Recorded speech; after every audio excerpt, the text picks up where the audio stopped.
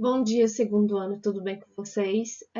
Vamos para mais uma aula da semana e vamos dar continuidade ao conteúdo de literatura goiana sobre Coralina. Na aula passada, nós vimos um documentário que mostrava toda a trajetória de vida de Cora Coralina, como ela começou a escrever, e hoje, né, eu trouxe para vocês uma biografia sobre ela, biografia resumida. É um assunto bem interessante e vamos lá. Daí, antes de começar, eu gostaria de ler, né, essa poesia de Cora Coralina, que diz: A vida tem duas faces, positiva e negativa. O passado foi duro, mas deixou o seu legado. Saber viver é a grande sabedoria, que eu possa dignificar minha condição de mulher, aceitar suas limitações e me fazer pedra de segurança dos valores que vão desmoronando. Nasci em tempos rudes, aceitei contradições, lutas e pedras como lições de vida e delas me sirvo. Aprendi a viver. É muito interessante porque, como a gente abordou na aula passada, ela, ela não terminou os estudos, quer dizer, ela terminou depois, mas quando ela começou a escrever, ela só tinha, acho que, o primário. E, assim, ela tinha uma sensibilidade muito grande, né? Tanto para escrever, né? Colocar tudo que estava na mente dela no papel. E ela relatava, né? Sua vida, suas lutas, o cotidiano. E nessa época, quando ela começou a escrever, o papel da mulher, gente, era, né, na sociedade, a mulher ainda era do lar, não podia trabalhar. Quem escolhia, né, era o esposo, eram os pais, e ela rompeu com isso na época. Porque os homens eram os protagonistas da época e a mulher era do lar, só ficava em casa para cozinhar, para cuidar dos filhos. A mulher ainda não tinha direitos, estava começando ainda o movimento feminista na Europa, mas aqui no Brasil ele ainda não tinha tanta força. E ela foi, assim, uma pessoa além do seu tempo. Eu acredito que ela contribuiu para o movimento feminista também, né? Tanto que ela diz nessa poesia, né? Minha condição de mulher. Ou seja, a mulher, na época, o papel dela era esse. E ela conseguiu quebrar alguns paradigmas, inclusive escolheu seu esposo e fugiu com ele para São Paulo. Não que vocês vão fazer isso, mas na verdade ela não quis que pagar um dote para se casar, né? Então ela foi além do seu tempo, acima do seu tempo. Vamos lá. Cora Coralina, né, poetisa brasileira. O nome original era Ana Lins dos Guimarães Peixoto, Cora Coralina. Ela mesma relatou no documentário que todas as mulheres da época se chamavam Ana. E aí ela, né, criou o seu próprio nome, que fugiu um pouco de Ana, né, que foi Cora Coralina. Ela nasceu na cidade de Goiás, né, que é o Goiás Velho, como o povo chama. Ela cursou até a terceira série do curso primário e foi uma poetisa exemplar, né? Poetisa e contista brasileira de 1889 a 1985. Ela viveu quase 100 anos. O primeiro livro publicado foi com 75 anos e foi uma das vozes femininas mais relevantes da literatura nacional. Até porque, se a gente for analisar a trajetória, né, da história da literatura brasileira, a maioria são homens, né, são lideradas por homens. E ela, né, juntamente com algumas outras mulheres, marcam a literatura sendo representada por mulheres. E isso é um ganho muito grande para nós mulheres, né? E aí, né, os primeiros poemas de Cora Coralina. O primeiro dela foi com 14 anos e ele foi publicado em 1908 no jornal de poemas A Rosa. Em 1910, né, Tragédia na Roça, né, o título do poema que ela escreveu e foi publicado no Anuário Histórico e Geográfico do Estado de Goiás. Daí, como ela se apaixonou, né, pelo advogado, aí ela fugiu com um advogado divorciado. E isso, assim, para a época, né, lá no início dos anos de 1900, isso foi o auge, né? Hoje é mais comum, mas na época não era.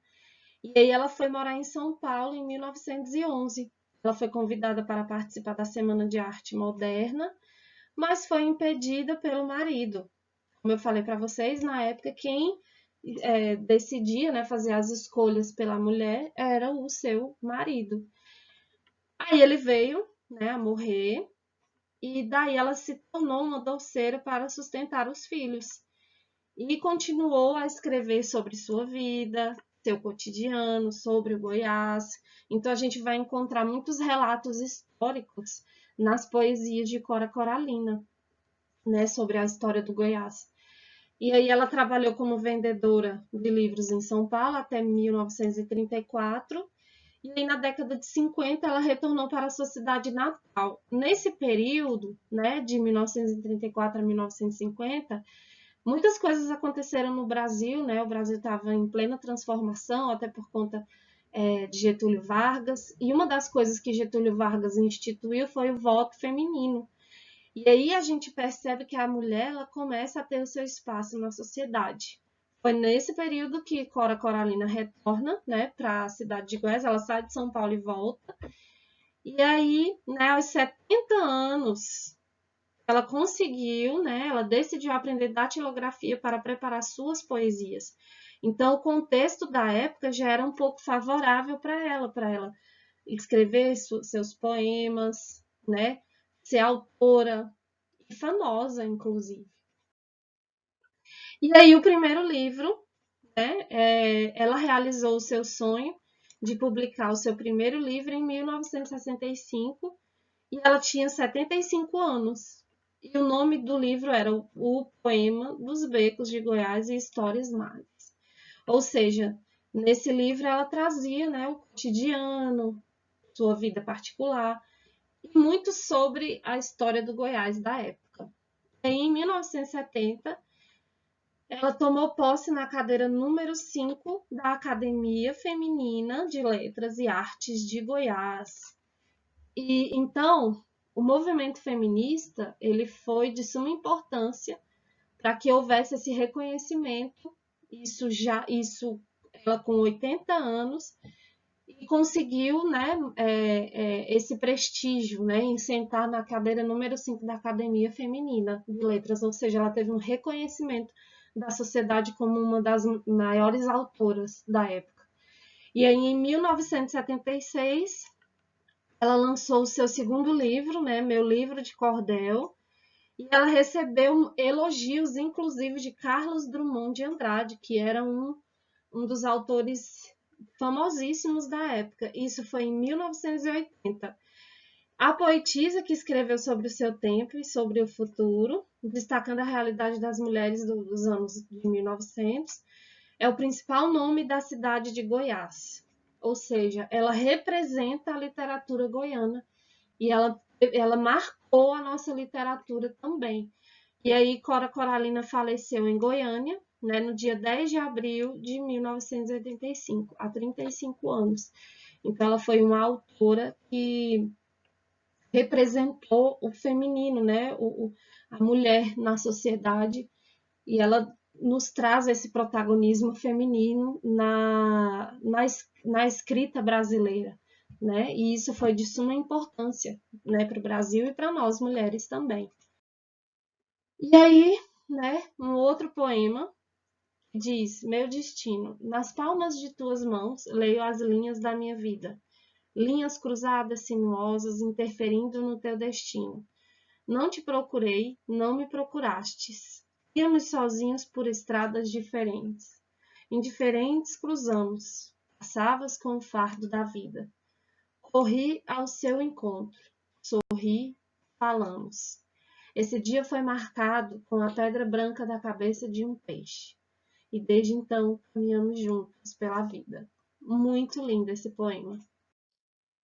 E aí, gente, aqui estão, né, as obras de Cora Coralina, que foram os poemas dos Becos de Goiás e Histórias Mais, de 1965, meu livro de cordel, em 1976, Vintém de Cobre, Meias Confissões de Aninha, poesia, de 1983, Histórias da Casa Velha da Ponte, contos, em 1985, Os Meninos Verdes, era um livro infantil, foi em 1980, Tesouro da Casa Velha, foi uma poesia em 1996, obra póstuma porque foi pós-morte, né? Ela já havia morrido em 96.